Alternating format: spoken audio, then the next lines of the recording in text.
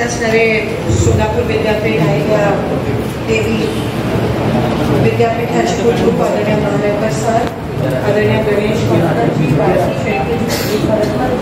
आदरणीय काजलजी, विनोदजी, चेतन भाऊजी, अशोक देवकतेजी, रामसेजी, उपस्थित रुपेशजी, निंबरजी, उपस्थित सर्व मान्यवर, सलगरजी, उपस्थित सर्व मान्यवर आणि आज गावोगावून आलेले सर्व मंडळ जे आज पृथ्वी आणि चेतन भाऊंच्या हस्ते जे अहिल्या देवीचं जे मूर्ती वाटप होणार आहे ते स्वीकार करण्यासाठी ठिकठिकाणून आलेले सगळे उपस्थित बंधू, काही 2 दिवसामध्ये आपण जयंती साजरी करत आहोत आणि दरवर्षीप्रमाणे ह्या वर्षी देखील चेतन भाऊ आणि पृथ्वी सर्व मंडळांना या ठिकाणी अहिल्याबाईंची मूर्ती वाटप करत आहेत. अभिमान वाटतो की जेव्हा आपण महाराष्ट्राचं किंवा या देशाचं नाव घेतो किंवा मराठी माणसाचं नाव घेतो तेव्हा अहिल्याबाई, सावित्रीबाई, रमाई आणि जिजाऊ या 4 स्त्रियांचं नाव नेहमीच स्मरण करतो. त्याच्याशिवाय कोणताही कार्यक्रम, कोणत्याही इतिहासाचं पुस्तक असेल, कोणताही कार्यक्रम असेल, कोणत्याही महाराष्ट्राची पार्श्वभूमी असेल ती पूर्ण होत नाही. आणि आत्ताच मी विचार करत होते की प्रत्येक समाजामध्ये एक लढाऊ महिला आहे आणि तिचं आपण स्मरण करत असतो. तिने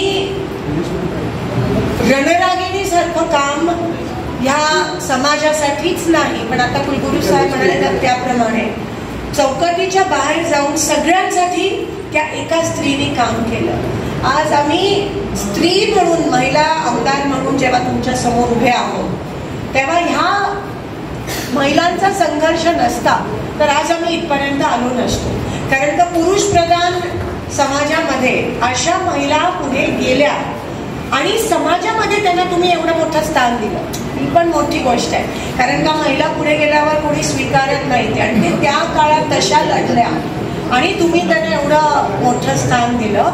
ही समाजातले पुरुष जे आहेत त्यांचं पण मी आभार मानते. आणि त्यावेळेस अहिल्या देवी घडल्या, पण आता पण घरोघरी कुठेतरी एका अहिल्याचा जन्म होत आहे. हे नाकारून चालत नाही, स्वीकारायला पाहिजे. चेतन भाऊंच्या घरात पण एक अहिल्या आहे, निंबरगी सरांच्या पण आहे घरात, खरटमल सरांच्या, सगळ्यांच्या मुली. तिला दैवी स्थान असतं, तिला अहिल्याचं स्थान असतं, जिजाऊचं असतं, रमाईचं असतं आणि सावित्रीबाईंचं असतं. आणि त्याच पद्धतीत जेव्हा आपण मिरवणूक साजरी करतो किंवा जयंती साजरी करतो, जेव्हा आपण अभिवादन करतो सावित्रीबाईंचं, अहिल्याबाईंचं, तेव्हा आपण विसरूया नको की आपल्या घरी पण एक अशी मुलगी आहे जी पुढे होऊन लढाऊ होणार आहे, जी महाराष्ट्रासाठी, समाजासाठी संघर्ष करणार आहे. आणि तेच तिच्यातले गुण ओळखून तुम्ही पण तिला तसंच शिकवा, तसंच संघर्ष करण्याची ताकद द्या, तिला स्वीकारा, तिचा आदर सन्मान करा, एवढी मी तुम्हाला विनंती करते. आपण नेहमीच मला साथ दिलात, गावोगावातली लोक आहेत, तुम्ही साथ दिला काँग्रेस पक्षाला या निवडणुकीत, त्याबद्दल तुमचे मनापासून आभार.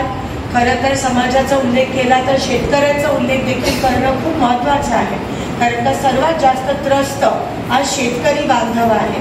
जिथे जिथे मी गेली, जेव्हा जेव्हा गेली तेव्हा तुमचं दुःख जे आहे ते माझ्यापर्यंत पोचलं, त्याची जाणीव आहे. आणि ते दुःख, ते अश्रू, ते पुसून टाकण्याची ताकद देवात आहे. पण त्यांनी जे माध्यम आम्हाला एक समाजकार्य म्हणून आम्हाला दिलंय, नक्कीच शेतकऱ्यांवर आलेलं जे संकट आहे, मग ते कधी दुष्काळाच्या माध्यमातून येतं, कधी वादळ वाऱ्याच्या माध्यमातून येतं. कालच मी त्या परिसरात होती आणि तिकडे केळीचा खूप मोठा नुकसान झालाय. जे मी नेहमी म्हणत आली माझ्या प्रचारात की दुष्काळात 13वा महिना अंत बघतोय का काय शेतकऱ्याचा. आणि अशा वेळेस सरकार जे मायबाप असतं, या येणाऱ्या दिवसात महाराष्ट्रामध्ये आणि देशात शेतकऱ्यांच्या हितासाठी सरकार येईल. जे सत्ताधारी आहेत शेतकऱ्यांची पिळवणूक करणारे किंवा आरक्षणाचं गाजर दाखवणारे, त्यांना त्यांची जागा दाखवून सत्तेचं कायापलट होईल, अशी मी अहिल्याबाईंच्या चरणी प्रार्थना करते.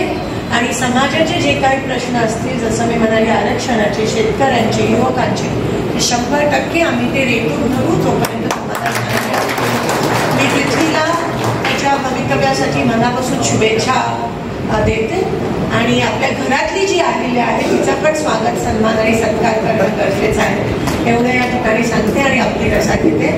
येलकोट येलकोट, जय महाराज.